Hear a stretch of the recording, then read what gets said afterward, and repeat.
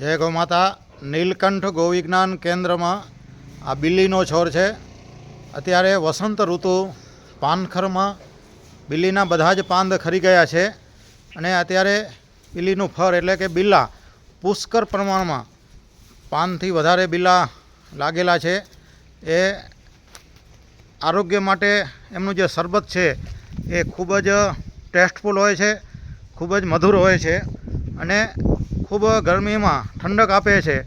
તો બધાએ લોકોએ ઉનાળામાં બિલ્લાનું શરબત પીવું જોઈએ. અમારી નીલકંઠ ગૌવિજ્ઞાન કેન્દ્ર ગૌશાળા છે.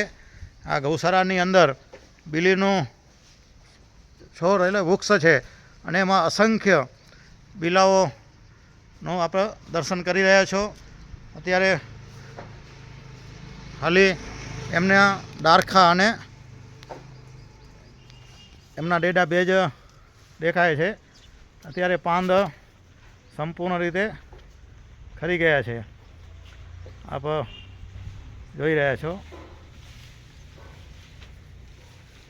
કે આપ પણ બિલ્લાના ડેડાનું શરબત બનાવી અને આપણે પરિવારમાં બનાવજો. ખૂબ મધુર અને આરોગ્યવર્ધક આ બિલ્લાનું શરબત હોય છે. જય ગૌ માતા.